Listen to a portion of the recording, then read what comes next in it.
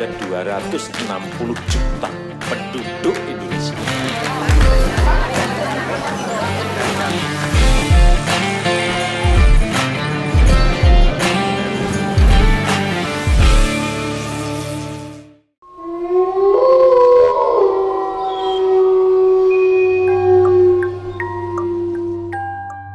Jika berbicara tentang kampung yang horor, maka pasti yang terlintas di dalam benak kita adalah sesuatu yang membuat bulu kuduk merinding.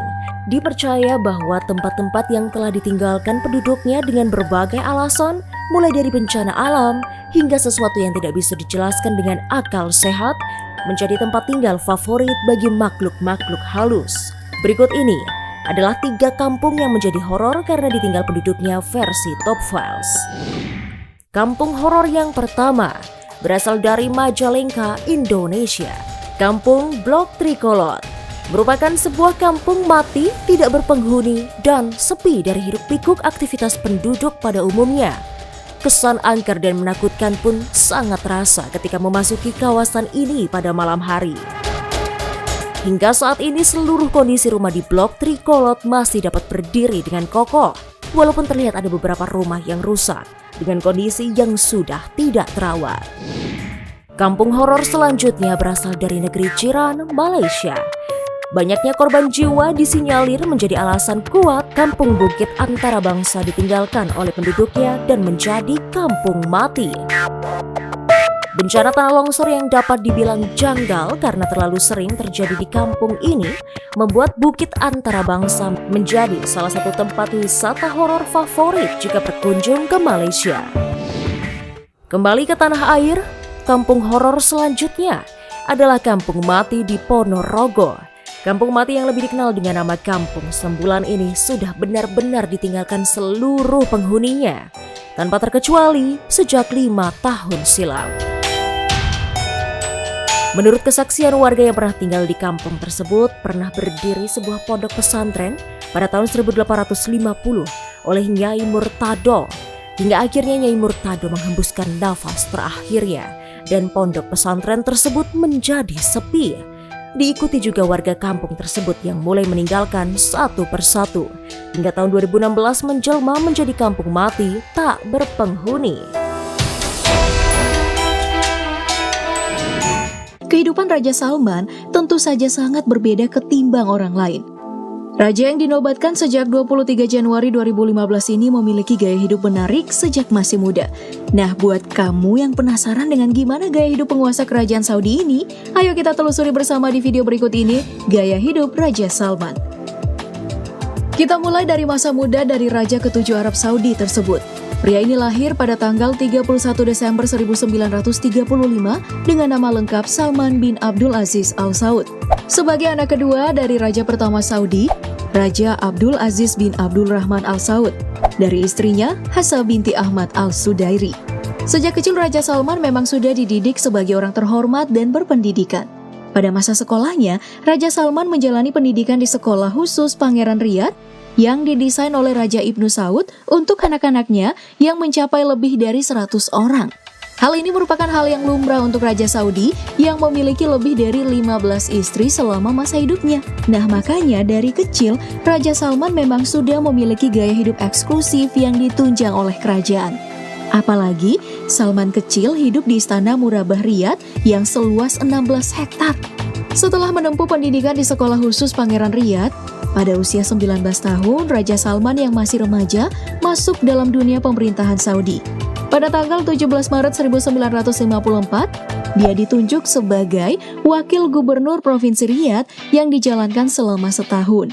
Lalu, pada 5 Februari 1963, Raja Salman ditunjuk sebagai Gubernur Riyadh. Nah, pada posisi ini, Salman muda menghabiskan lebih dari 48 tahun hidupnya sebagai gubernur. Lewat perannya ini pula Salman muda melejitkan namanya sebagai tokoh pemerintahan Arab Saudi berkat kerjasama yang dilakukan Riyadh dengan berbagai negara Timur Tengah dan Eropa. Jadi wajar aja Raja Salman pernah menduduki berbagai posisi penting sebelum menjadi Raja ke-7 Saudi seperti Wakil Perdana Menteri Saudi hingga Menteri Pertahanan Saudi. Selama pembuktiannya di pemerintahan Saudi, akhirnya pria yang menjabat gubernur selama 5 dekade ini diangkat menjadi putra mahkota pada 18 Juni 2012 setelah Pangeran Nayef yang merupakan putra mahkota sebelumnya meninggal. Nah, gak lama setelah itu, pada tanggal 27 Agustus 2012, Salman yang berumur 77 tahun ditunjuk sebagai pelaksana tugas raja jika Raja Abdullah berhalangan. Gaya hidup Raja Salman makin membumi, di mana dia lebih dikenal menjadi orang yang sangat dermawan. Bahkan, kedermawanannya menyentuh negara-negara miskin seperti Somalia, Sudan, Bangladesh, dan Afghanistan.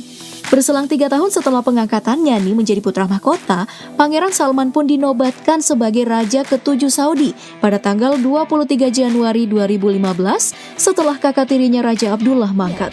Nah, pada pengangkatannya, Raja Salman ini memberikan bonus gaji 2 bulan pada seluruh pegawai negeri sipil, tentara, dan juga polisi Arab Saudi. Menjadi pemimpin dari salah satu negara terkaya di dunia membuat Raja Salman sangat tertutup tentang kemewahan yang dimiliki. Ya, meskipun pria ini disinyalir memiliki beberapa aset properti di negara bergengsi seperti Prancis, Italia, Amerika, dan Inggris. Nah, satu-satunya hal mewah yang terekspos ke publik adalah jubahnya. Jubah atau bis ini merupakan bis termahal dunia yang dihargai hingga 70 juta rupiah. Namun, meskipun sang raja tampil sederhana, tapi di tiap kunjungannya, rombongan Raja Salman menampakkan kemewahan. Mulai dari menaiki pesawat kepresidenan Saudi yang seharga 3,5 miliar, bepergian dengan rombongan 1.500 orang, dan hampir 500 ton barang bawaan. Hal ini juga sempat mengejutkan Indonesia saat kunjungannya pada tahun 2017 kemarin. Setidaknya pengeluaran Raja Salman itu mencapai 250 miliar rupiah saat berada di Indonesia selama 9 hari. Nah, jika Raja Salman memutuskan untuk menutup kemewahan yang dia miliki, hal ini sangat kontras dengan anak-anaknya yang terkesan hidup sangat mewah. Contohnya Pangeran Muhammad bin Salman yang dikenal sebagai kolektor berbagai barang mewah seperti supercar, kapal pesiar, hingga lukisan Salvator Mundi dari Leonardo da Vinci seharga 7 triliun rupiah.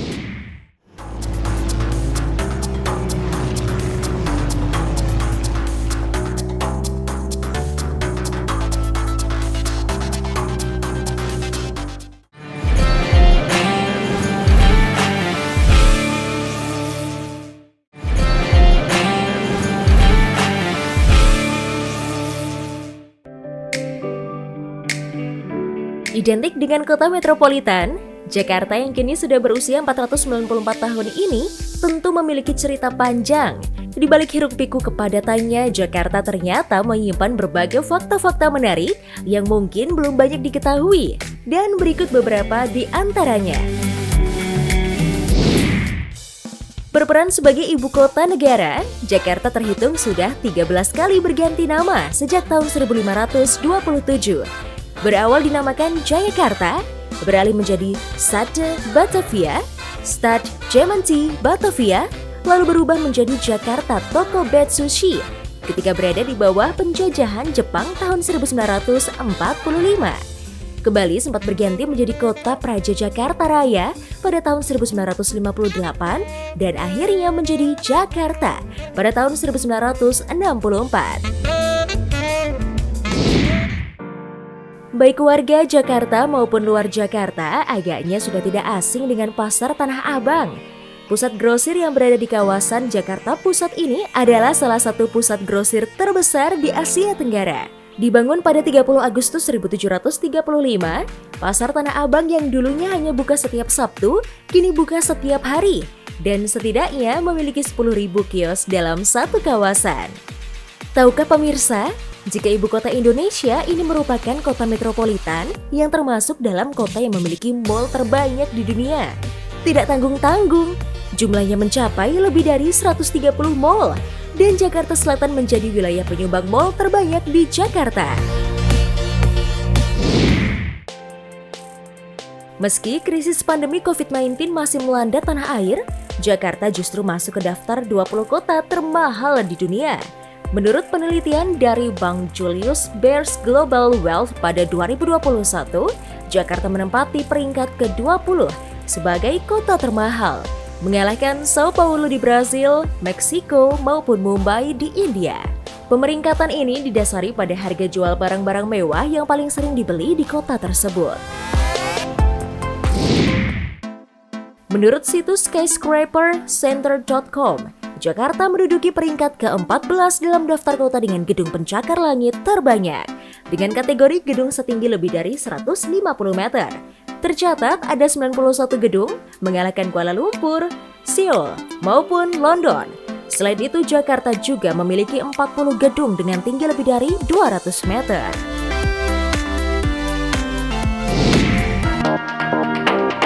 Keluarga Kerajaan Arab Saudi menjadi kerajaan yang paling kaya di dunia. Keluarga Saud yang dipimpin Raja Salman bin Abdul Aziz Al Saud memiliki kekayaan mencapai 1,5 triliun dolar Amerika. Bila dirupiahkan dalam kurs, jumlah kekayaan keluarga ini mencapai 21 kuadriliun rupiah. Wow, fantastis! Kekayaan itu didapatkan dari hasil penjualan minyak mentah dari perusahaan Saudi Aramco. Dengan kekayaan tersebut, keluarga Saud memiliki sederet istana megah. Raja Salman saja diketahui memiliki setidaknya 4 istana megah nan mewah. Salah satu istananya adalah Istana Murabba yang memiliki 32 kamar dan 7 halaman. Istana kedua yang dimilikinya disebut Istana Al-Yamamah, memiliki sekitar 400 kamar. Ada lagi Istana Riyadh. Istana ini juga merupakan markas kerajaan. Yang terakhir ada Istana Erga, yang terkenal dengan lantai mozaiknya yang menakjubkan dan ukiran unik di langit-langitnya yang tinggi. Tunggu dulu, itu baru istana raja saja. Putra mahkota pewarisnya juga tidak mau kalah. Pangeran Muhammad bin Salman juga memiliki sederet istana megah nan mewah. Pangeran Muhammad bin Salman disebut memiliki sebuah istana chateau yang nilainya ditaksir mencapai 300 juta dolar Amerika atau sekitar 4,2 triliun rupiah di Prancis. Istananya itu disebut sebagai salah satu rumah tinggal termahal di dunia. Memiliki gaya arsitektur Prancis dengan sentuhan modern, istana itu juga memiliki fasilitas lengkap. Halaman dan tamannya membentang luas sekitar 50 hektar. Dalam istana tersebut dilengkapi fasilitas yang lengkap dan canggih.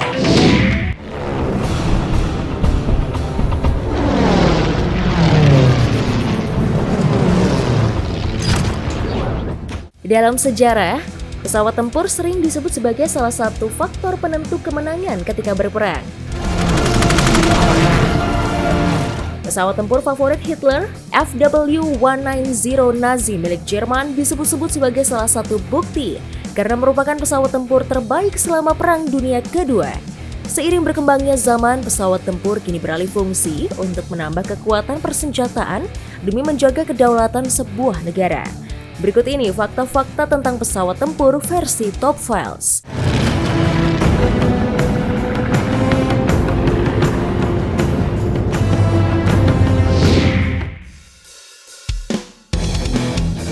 Fakta yang pertama, ide awal terciptanya pesawat tempur adalah penemuan mesin jet oleh Frank Whittle yang merupakan seorang ofisir pada Angkatan Udara Inggris pada tahun 1937. Gagasan gila ini ditolak oleh pemerintah Inggris pada saat itu, hingga akhirnya mesin jet buatannya diaplikasikan pada pesawat Gloster Meteor untuk melayani Royal Air Force.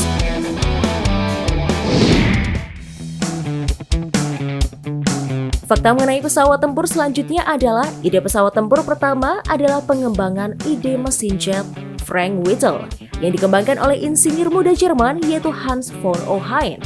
Pesawat ini akhirnya melakukan penerbangan perdananya pada 27 Agustus 1939, hanya beberapa hari sebelum Jerman memulai Perang Dunia Kedua dengan menginvasi Polandia. Hingga akhirnya Jerman berhasil melahirkan pesawat tempur pertama, yaitu Messerschmitt Me-262.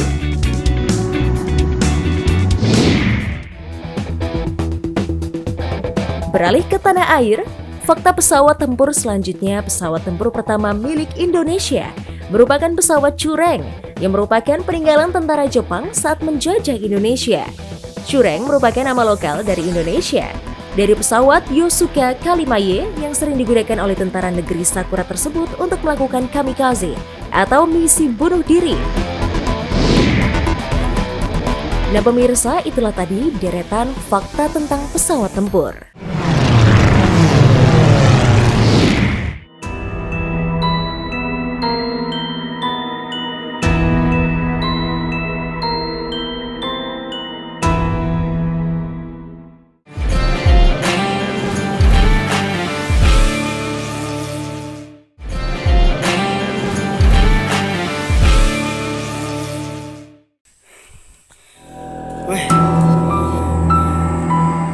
Sebuah patung misterius baru saja ditemukan di sebuah ladang di Desa Meranti Omas, Labura, Sumatera Utara. Patung yang memiliki berat sekitar 50 kg ini sampai kini masih menyimpan misteri. Menurut informasi, saat ditemukan patung misterius ini terlihat seperti batu nisan yang terkubur di dalam tanah. Gak ada tulisannya, Kak. Ini dia. Asli keramat ini. Di balik penemuan patung ini terjadi hal mengerikan, yaitu saat sang petani menemukan patung, dia bak dirasuki harimau. Lantas apakah yang tersimpan di balik misteriusnya patung bersejarah ini? Keberadaan patung ini pun turut menguak sejarah baru tanah air. Meski demikian, asal-usul dari patung yang misterius ini masih menjadi tanda tanya bagi warga sekitar.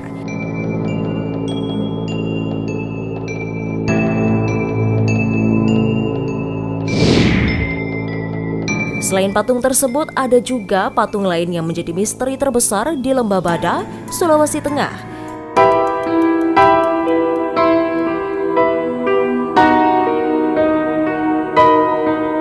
Sebuah situs megalitikum tertinggi yang ada di sana berada di tengah-tengah hamparan padang savana yang menghijau. Masyarakat setempat memberi nama patung Palindo yang berarti sang penghibur. Menjadi primadona dari semua situs yang ada dan tersebar di Taman Nasional Lore Lindung. Memiliki tinggi hampir 3 kali tinggi badan normal orang Indonesia, bahkan mencapai 4,5 meter. Ada sebuah legenda yang dipercayai masyarakat setempat, yaitu salah satu patung bernama Tokalaea adalah pemerkosa dan dikutuk menjadi batu. Selain itu ada kepercayaan pula bahwa patung raksasa ini digunakan untuk ritual pemujaan terhadap arwah leluhur. Itulah beberapa seni patung yang baru-baru saja menarik perhatian masyarakat.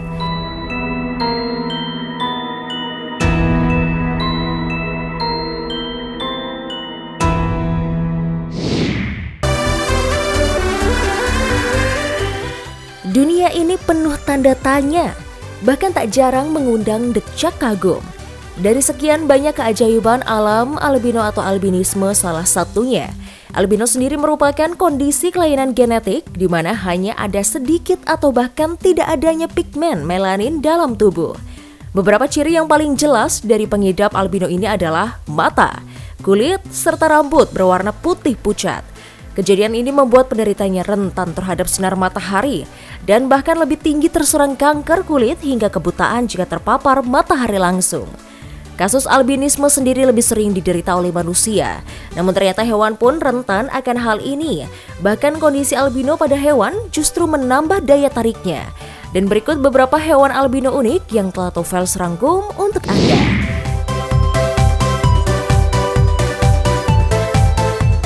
Orangutan pertama yang dinobatkan sebagai orangutan albino satu-satunya di dunia adalah Alba. Orangutan albino ini ditemukan pertama kali pada tahun 2017 lalu di hutan Kalimantan oleh Borneo Orangutan Survival Foundation atau BOSF dan BKSDA Kalimantan Tengah. Saat pertama kali ditemukan, kondisi fisik dan psikis Alba sangat memprihatinkan. Saat itu karena mengidap albinisme, Alba harus direhabilitasi selama 2 tahun. Hal ini karena ia rentan terkena penyakit termasuk pendengaran dan penglihatannya yang buruk serta sangat sensitif terhadap cahaya matahari. Pada tahun 2018, akhirnya Alba dilepaskan ke Taman Nasional Bukit Baka dengan tetap dalam pantauan tim rehabilitasi. Sama seperti Alba, ditemukan pula gorila albino satu-satunya di dunia bernama Snowflake. Laman National Geographic menyebutkan bahwa kasus albinisme pada Snowflake diakibatkan perkawinan sedarah antara paman dan keponakan. Snowflake pertama kali ditemukan di hutan liar daerah Guinea Equatorial pada tahun 1966. Setelah itu Snowflake dibawa ke kebun binatang Barcelona dan hidup di sana hingga 40 tahun lamanya. Namun sayangnya pada tahun 2003 Snowflake dikabarkan meninggal dunia akibat kanker kulit. Lumba-lumba albino pertama kali terlihat pada 7 Juni 2017 silam di Teluk Monterey, California oleh Life Science. Momen langka ini berhasil diabadikan oleh seorang pengamat paus, Kate Cummings. Saat terlihat, lumba-lumba albino berjenis riso ini sedang berenang bersama induknya. 2 tahun sebelumnya, tepatnya pada tanggal 29 September 2015, juga muncul seekor lumba-lumba albino dan diyakini bahwa mereka adalah hewan yang sama. Menurut pernyataan Cummings, ini merupakan lumba-lumba albino riso yang pertama diketahui di wilayah Pasifik Timur. Selanjutnya, ada kanguru albino. Sebelumnya, kasus penemuan kanguru albino sudah pernah terjadi di beberapa tempat, seperti di Taman Nasional Namachi, Australia, dijumpai seekor kanguru abu-abu timur betina. Kanguru ini diperkirakan sudah berumur 2 tahun. Tidak hanya di Australia, kanguru albino juga ditemukan di kebun binatang Kaiserslautern, Jerman, di mana di sana telah lahir seekor bayi kanguru albino dan diberi nama Mila. Namun sayangnya baru seminggu lahir ia dikabarkan menghilang dan belum diketahui apa penyebab hilangnya Mila. Kasus albinisme pada kanguru sendiri dapat dikatakan sangat jarang terjadi. Bahkan kabarnya hanya ada 1 kelahiran dari 50.000 hingga 10.000 hewan. Warna yang putih membuatnya lebih menarik predator sehingga banyak dari mereka yang tidak bisa hidup hingga dewasa di alam liar. Itu dia pemirsa, beberapa hewan albino langka yang memiliki keunikan yang telah Tofels rangkum untuk Anda. Kondisi albino sendiri merupakan sebuah karya Tuhan yang sangat indah dan hanya dimiliki oleh sebagian kecil makhluk hidup di dunia.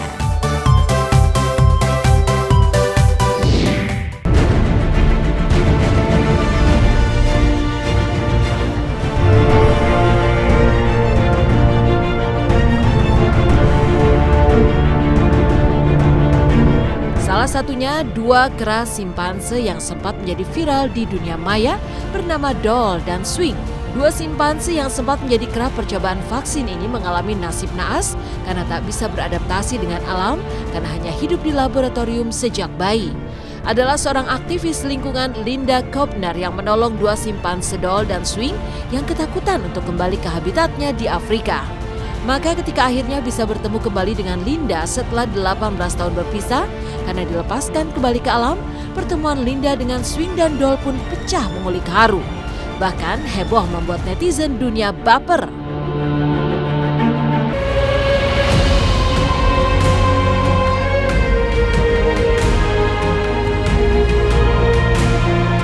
Lain halnya dengan kisah Christian si singa. Dibeli oleh 2 pria Australia, John Randall dan Ace Borg, di sebuah toko hewan di kota London. Sebagai singa, Christian besar jauh dari kehidupan alam, tapi justru banyak menghabiskan waktu bermain layaknya anak-anak kota. Tapi seiring semakin bertambah besarnya Christian, Ace dan John mulai kerepotan, terutama mengurus makanan Christian yang mampu menghabiskan daging segar sebanyak 6 kg per hari, yang tentu saja sangat mahal. Lantaran itulah John dan Ace mengembalikan Christian ke habitat asalnya di hutan Afrika. Uniknya, setelah lebih dari 2 tahun berpisah, Christian ternyata masih bisa mengenali John dan Ace hingga berlari memeluk 2 mantan tuannya tersebut. Menepis image seram sang raja hutan yang buas, ganas, bahkan bisa memangsa manusia.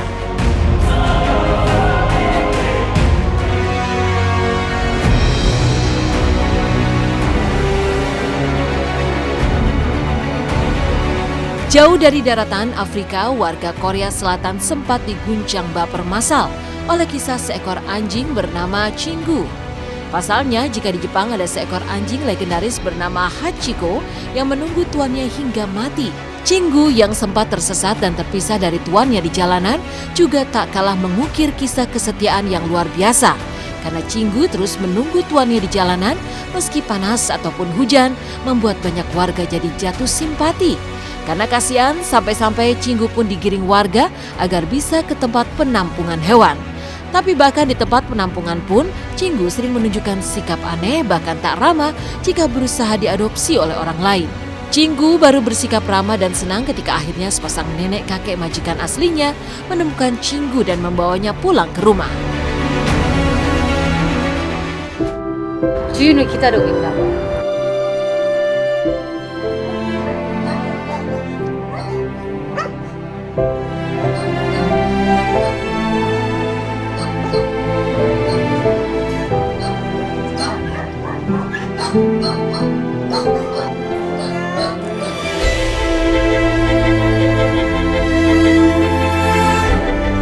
Seekor seekor kuda bernama Fritzi juga mengukir kisah yang tak kalah menguras air mata. Dibesarkan sejak kecil oleh gadis bernama Ava, Fritzi terpaksa berpisah dari Ava karena dikarantina sebagai kuda pacu profesional. Ava dan Fritzi baru bertemu kembali saat Fritzi dewasa.